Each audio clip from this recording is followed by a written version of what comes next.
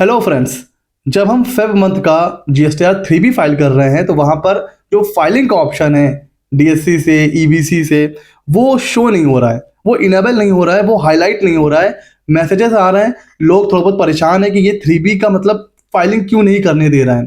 तो उसके पीछे एक कल नोटिफिकेशन इशू हो गया है कि ये जो फाइलिंग का जो ऑप्शन जो डिसेबल शो कर रहा है उसको अब हमें इनेबल करना पड़ेगा।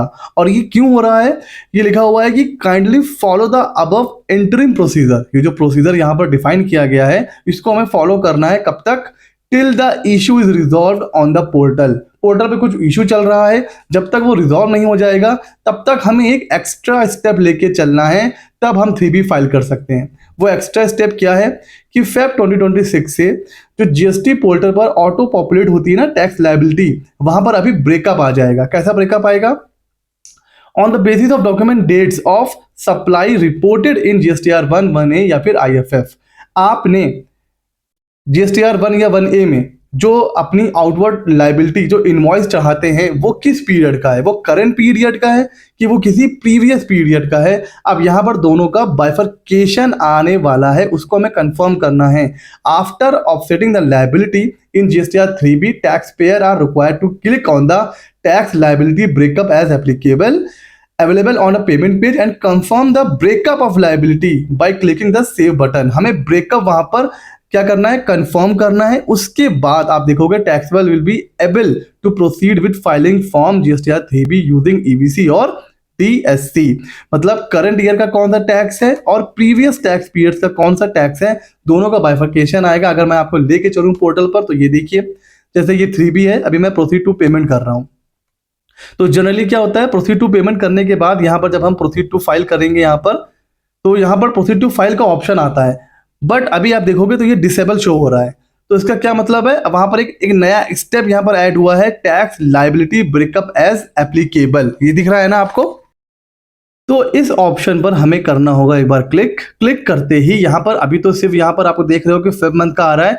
अगर आपने अपने जीएसटीआर 1 में कोई ऐसी इनवॉइस जो है वो चढ़ाई है जो फेब की नहीं, वो किसी प्रीवियस मंथ की है, अप्रैल से लेकर जनवरी तक किसी प्रीवियस मंथ की है, तो यहाँ पर बाइफरकेशन आएगा। इस बाइफरकेशन को आपको क्या करना है, सेव करना है।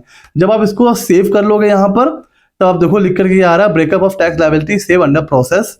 जब ये क्लिक हो जाएगा फिर आप देखो यहाँ पर इनेबल हो चुका है ऑप्शन। अब हम यहाँ पे टिक करेंगे, यहाँ से ऑथराइज सिग्नेटरी को करेंगे सिलेक्ट, और फिर ईबीसी या डीएससी जैसे भी फाइल करते हैं वैसे हम फाइल कर लेंगे। तो ये एक स्टेप है जो अब यहाँ पर जो फेब मंथ का जीएसटीआर 3B है उसमें एक स्टेप को ऐड कर दिया गया है। ये रीज़न है कि हमें फाइलिंग का जो ऑप्शन है वो शो नहीं कर रहा है। तो ये जो नोटिफिकेशन है इसमें ये कहा गया है कि भाई ये जो प्रोसेस है ना, ये भी आपको फॉलो करना पड़ेगा till the time issue is resolve. उसके बाद क्या होगा, ये ऑटोमेटिक वहां पर शो करने लगेगा। अभी हमें मैनुअली जाकर वहां पर कंफर्म करना है। जब हम कंफर्म कर देंगे तब हमारे लिए जो डीएससी या फिर ईबीसी का ऑप्शन है वो इनेबल हो जाएगा। तो अब आप देखोगे यहाँ से हर मंथ आपके लिए अलग अलग, पहले तो क्या होता था, सपोज आपने फेब मंथ का जीएसटीआर 3B है, उसमें आपने दिसंबर और जनवरी का भी इनवॉइस चढ़ा रखा है और फेब मंथ का भी है, तो जो लाइबिलिटी आती थी वहां पर कोई बाइफरकेशन नहीं आता था कि जो जीएसटी की लाइबिलिटी है ये किस मंथ की है, करंट मंथ की है, प्रीवियस मंथ की है। बट अब जीएसटीआर 3B में करंट मंथ की लाइबिलिटी अलग दिखाएगा और किसी प्रीवियस मंथ की इनवॉइस अगर आपने अभी चढ़ाई है तो उसका बाइफरकेशन अलग दिखाएगा और उस पर उसी हिसाब से इंटरेस्ट भी कैलकुलेट होगा। तो ये वो रीजन है जिसकी वजह से फाइलिंग का ऑप्शन शो नहीं कर रहा था। ये बहुत ही इंपॉर्टेंट टॉपिक है बिकॉज जीएसटीआर 3B की ड्यू डेट आने वाली है, इसीलिए ये वीडियो बनाया गया है। आई होप आप सारे डाउट क्लियर हो गए होंगे। अभी भी कोई डाउट है तो आप कमेंट सेक्शन में मुझसे पूछ सकते हैं। इसी तरीके के मजेदार वीडियोस के लिए हमारे चैनल को सब्सक्राइब कर लीजिए। मिलते हैं अगले नॉलेजेबल वीडियो में।